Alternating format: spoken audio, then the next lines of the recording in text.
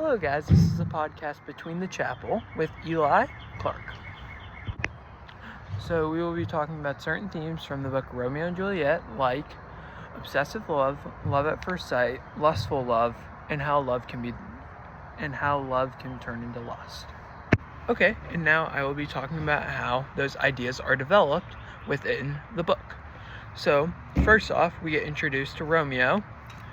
Romeo is a teenager and he's trying to get over his love for this girl named Rosaline. Thinks that there's no one else that's prettier in the world than Rosaline.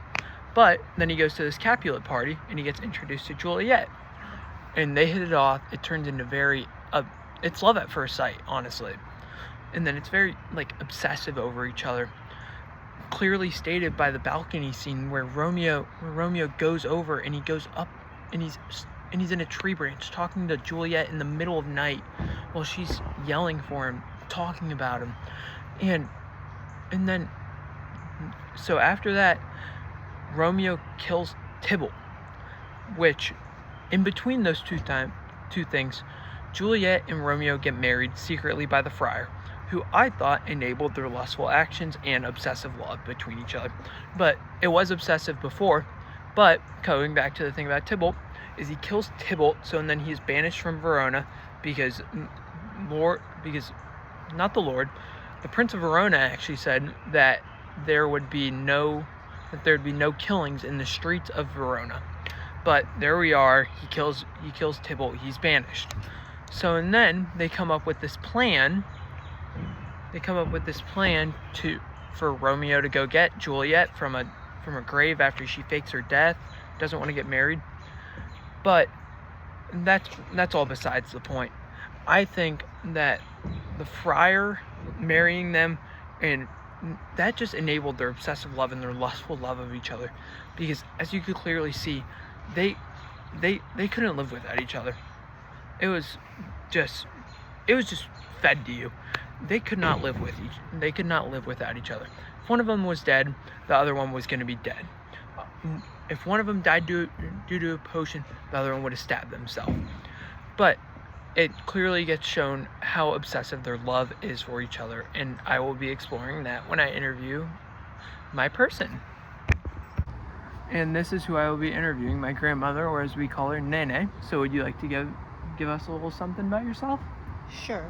First of all, when Elijah asked me to do this interview, I thought it's been a long time since I thought about Shakespeare or even about any of those types of things. But I told him that I would do it.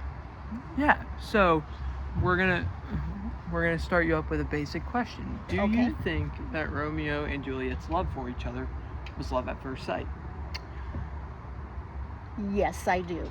Because when you're young, your emotions are a lot stronger than they are when you get older. Mm-hmm. And then to follow that up, do you think that their relationship was almost parasitic? Thinking back on it, I would say yes.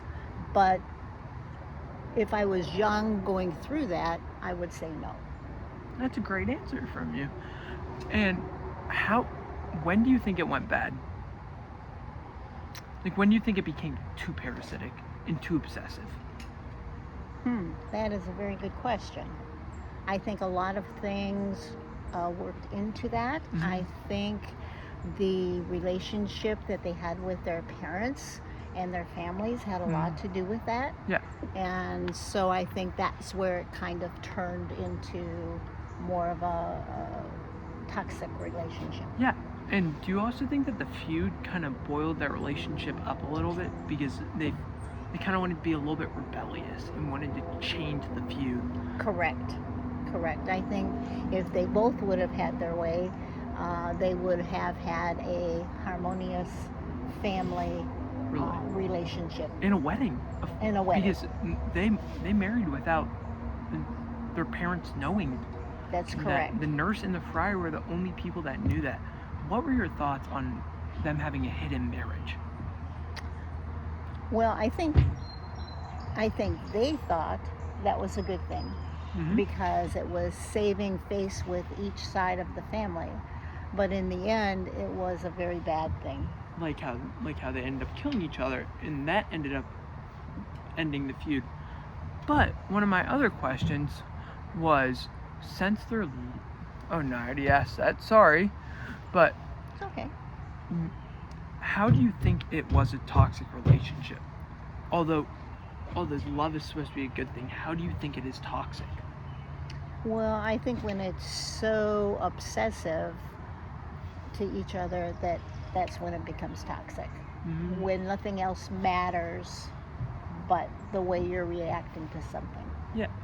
And do you think that one of the other reasons that they found love was just looks? Because I felt like there was no other reason except for looks. Like there was no personality brought into it.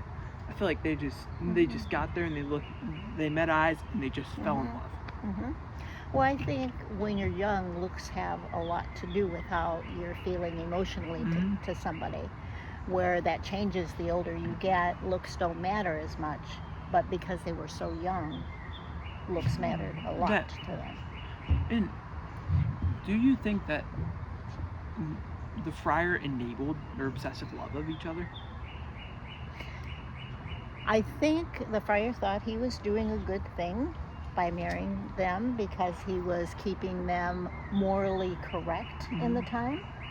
But I do think that it enabled them. Enabled them enabled to the lustful behavior. Correct. Of Correct. teenagers. Correct. And that will be the end of our interview.